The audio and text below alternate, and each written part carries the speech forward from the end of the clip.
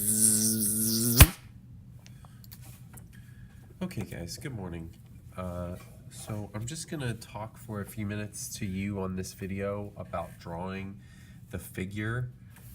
When we say the figure, we mean the human figure. Now this is from How to Draw Comics the Marvel Way. Very, very old, but still very, very good textbook. Not really a textbook, how to draw a book. So let's talk first about something called the gesture. So if we look here, we've got this series of sketches of Iron Man, could be Spider-Man too, and you can see that the preliminary sketch is almost more like a stick figure. That's a gesture. And what the artist is doing with a sketch like this or a sketch like this is they're composing the positioning of the figure and they're trying to get the proportion right. So if you look at your proportion chart measures the body by the head and it shows you how big everything should be in relation to the whole. That's what proportion is.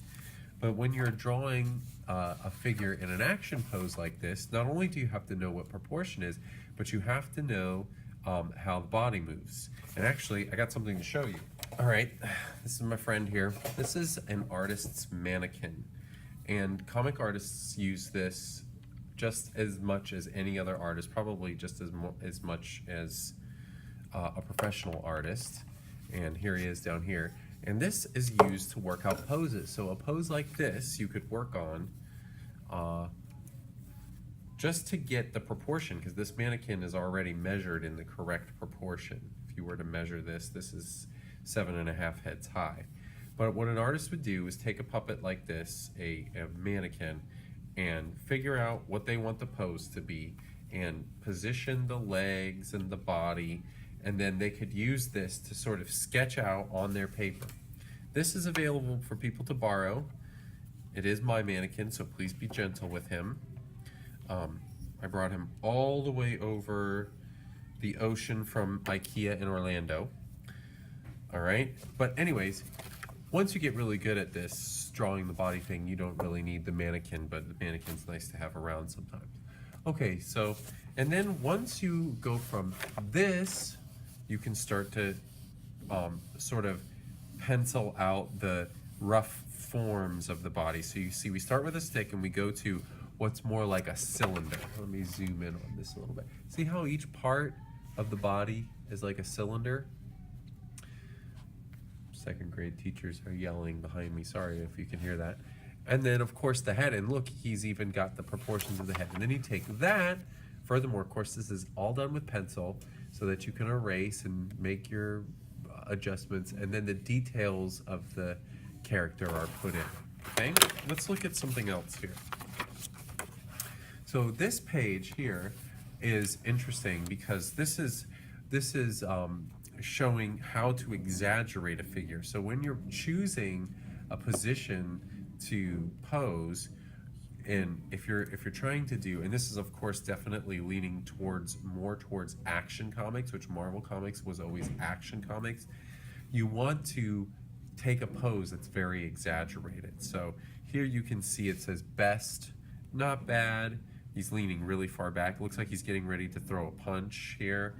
And then here we've got a really kind of sort of like lame poses that aren't very actiony. And then down here, one that's very, very exaggerated are the best. And then we've got another little sketch down here.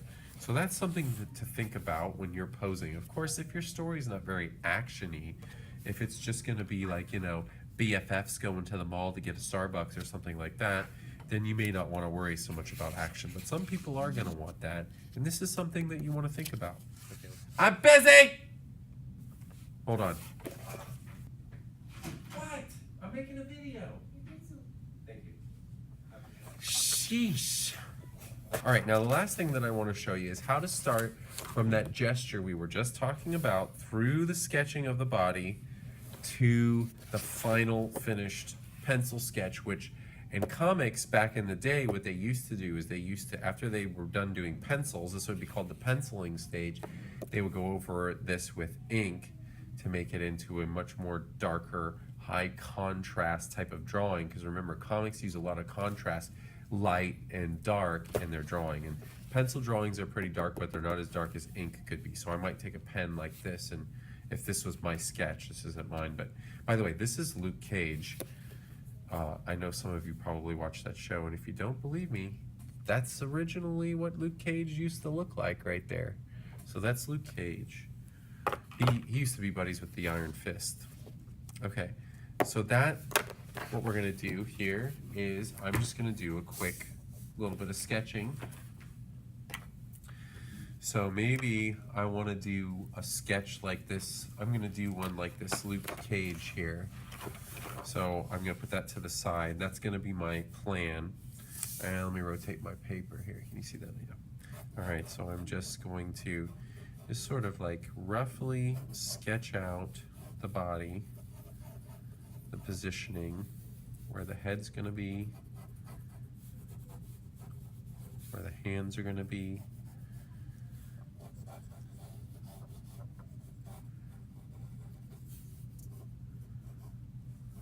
Let's see, here's his waist.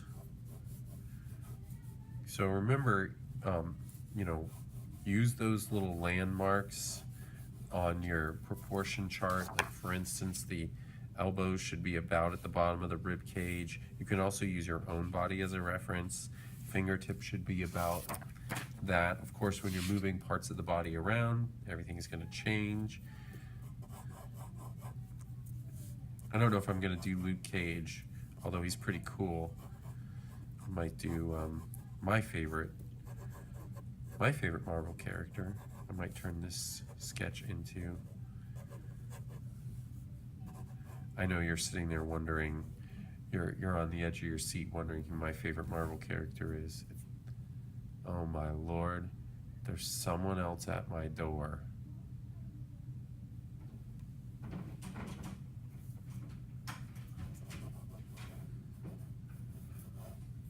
Nobody can sneak up on you with those doors, I can tell you that. No, they sure can't.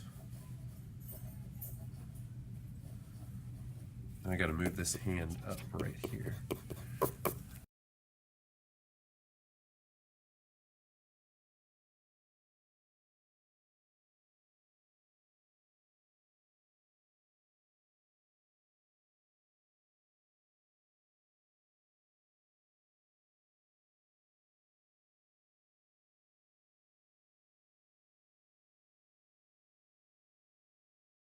All right, guys.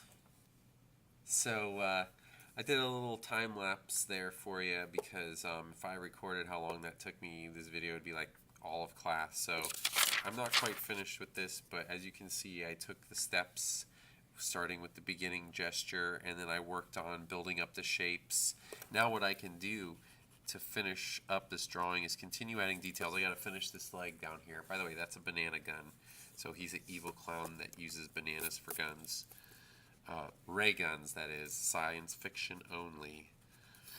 And he has some hypnotic mind control balloons back here. This will be his rainbow colored clown hair.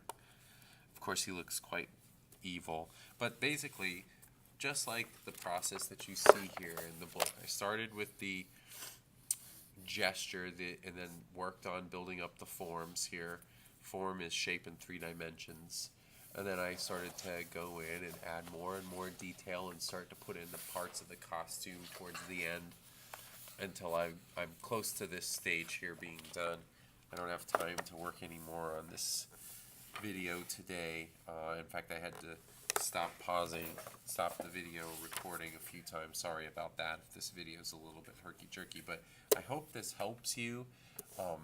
This is great practice for your sketchbook. Practice, you can take borrow this book from me if you want, and you can take the poses straight out of this book. That's a great way to learn, and use it to work on your characters. I may even take this book and make a few photocopies for you guys to trace.